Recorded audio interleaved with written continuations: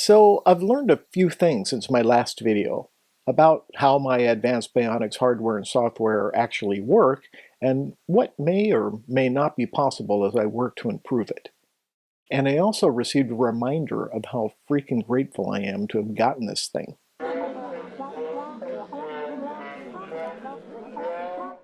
Hi, I'm Vince.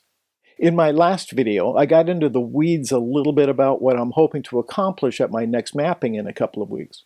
Since then, I've uncovered a few limitations and opportunities provided by my advanced bionics hardware and software. To help me out, I developed a little software tool with the help of Claude AI and developed some cool new graphics that help me to visualize the specific effects of turning individual electrodes on or off. So I guess I'll be repeating some things, but hopefully in a better way. I'll also give a clear explanation of current steering and how that works to present me with so many discrete frequencies. And stick around, because I have a suggestion for all audiologists to help make mapping sessions more productive, and I'd like you all to weigh in. But before I get into all of that, I want to share my moment of gratitude. We've all experienced or heard stories about the impact of hearing sounds for the first time, or at least in a long time, but the other day I had sort of an opposite experience. Since my activation, I slap on my devices in the morning and I go about my day. For, 30 seconds or so in the morning, it's like, whoa, I can hear my hair growing. But then I settle into navigating a day filled with lots of sounds. At night, I remove the devices in a quiet room and enjoy the relative silence like a cozy blanket as I maybe read for a while or go to sleep. But the other day, I experienced something new that really kind of caught me off guard.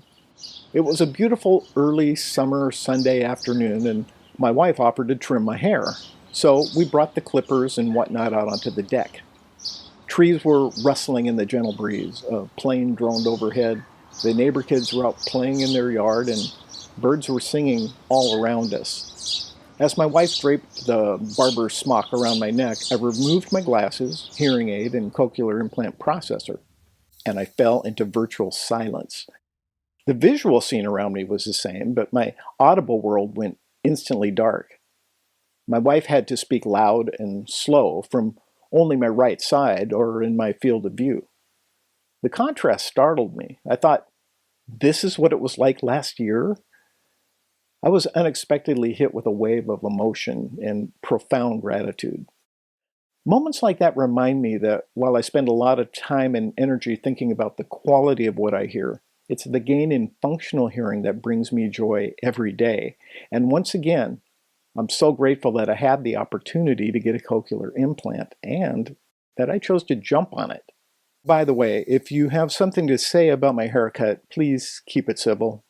My wife is super awesome and she reads all the comments, so. Okay, are you ready to get a little geeky with me? All right, let's go. The three main glossary terms to remember today are frequency allocation, virtual electrode, and current steering. So here's the setup. The advanced Bionics electrode array that is inserted into your cochlea has 16 electrodes. They're spaced about 1 millimeter apart. I know, the cochlea is pretty small. The electrode out on the tip of the array is electrode number 1, and naturally it goes into the deepest part of your cochlea, down toward the inside, what's called the apex of the cochlea. The apex handles low frequencies, and so electrode 1 stimulates low frequencies, starting at between 250 to 350 Hz, depending on the bandwidth settings of the map. Electrode 16 is out near the base of the cochlea. That's the part that's tuned to respond to high frequencies. Advanced Bionics currently tops out at about 8,000 Hz. Although humans can theoretically hear as high as 20,000 Hz, the real useful stuff for speech and music tops out at about half that. As I understand it, that 8K upper limit has to do with the limitations of the Marvel processor and software and not anything inherent in the electrode array. So in theory, a future specification upgrade is a distinct possibility. Exactly how Advanced Bionics handles frequency allocation is a bit of a black box, but this table shows a reasonable approximation of the center frequency that each electrode is responsible for, and roughly where it sits in the average cochlea. But wait, there's more.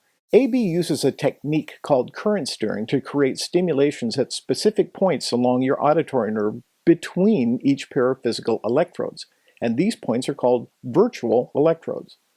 Let's say your mics pick up a sound that is 565 Hertz and wants to place it at the appropriate place on your auditory nerve.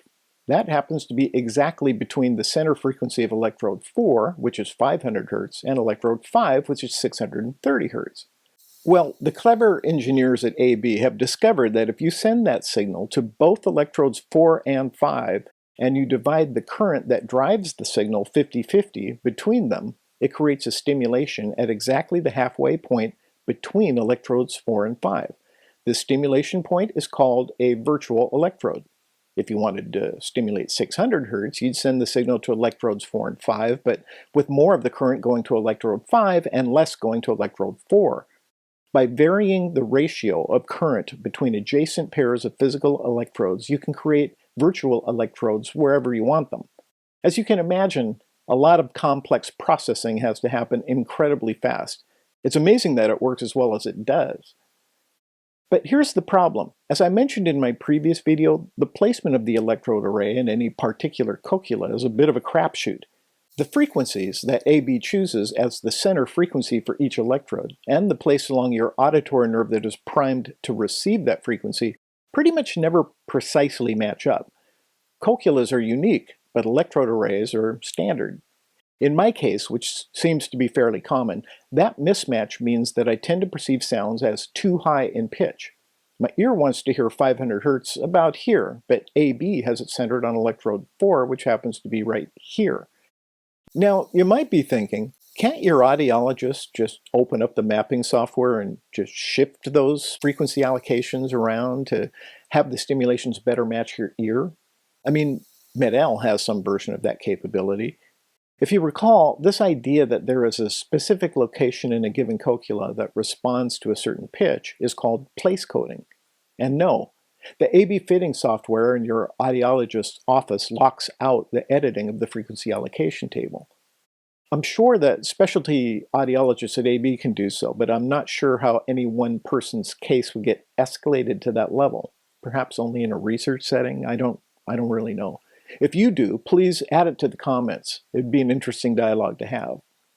Anyway, apparently the only way that one can shift the place coding of an advanced Bionics implant is by selectively deactivating electrodes.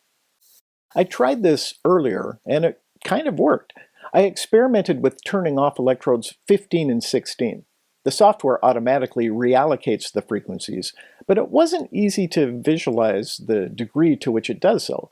And that's why I turned to Claude AI to help me develop a handy little tool that can give you an approximation of what's happening. I'll put a link to it in the comments so that you can play around with it yourself if you're so inclined. As you can see, it did shift the frequencies down toward the apex of my cochlea, lowering the pitch in a way that seemed about right. For instance, 500 Hertz, which would be a note roughly in the middle of a keyboard, shifted from here to here. But as you can see, it also dropped 8,000 Hertz, the top end of the frequency range, from here down to here, leaving a whole section of the base of my cochlea that's totally primed to hear high frequencies with no stimulation at all. After experimenting back and forth a bit, I found that I much preferred having those high frequencies stimulated out at the base of my cochlea, even if that meant I had Minnie Mouse voices again. And here's where a lot of my learning since my previous video comes into play. Turning off electrodes affects how current steering works. But exactly how? What frequencies are affected? And what's a reasonable thing to try, and what's just a wild guess? What I've realized is that because current steering is dependent on active electrodes, the creation of virtual electrodes is affected in odd ways if you turn some of the physical electrodes off. For instance, I've been told that if you try to turn off just electrode 15, electrode 16 also turns off by default because it's dependent on electrode 15 to provide a return path for its steering current. But what if I turn off electrode 14? Do electrodes 13 and 15 work together to create a virtual electrode somewhere between them? Maybe. It's something that's called spanning. And I have some information that spanning can be enabled or disabled in the mapping software, but I couldn't find a definitive answer. Hopefully I'll know in a couple of weeks. And what if I turn off both electrodes 13 and 14? Well, I'm pretty sure that spanning two inactive electrodes isn't possible, and so I'd have a good-sized chunk of cochlear real estate not receiving any stimulation at all. What I would have, however, if you look at the frequency allocation tool, is that lower frequencies would be pushed deeper into my cochlea. Like when I turned off 15 and 16. But in this case, everything from about 5,500 hertz on up would be out at the base of my cochlea where I like those bright, happy sounds to be.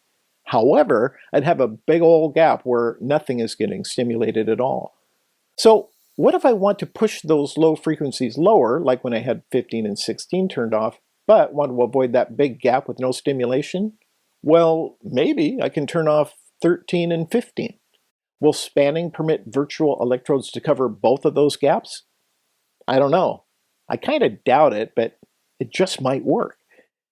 If that isn't possible, a compromise might be to turn off either electrodes 13 or electrode 14. Either would push the frequencies beneath them lower by the same amount. The difference would be whether the frequencies in the vicinity of 4,300 Hz are pushed lower or pushed higher. I suspect that turning off 14 would be a better option. We'll see. Stay tuned.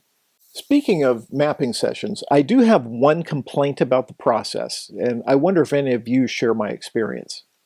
While adjustments are being made, my devices are connected via Bluetooth to the mapping software, so while I'm hooked up to that, I can't stream anything from my phone.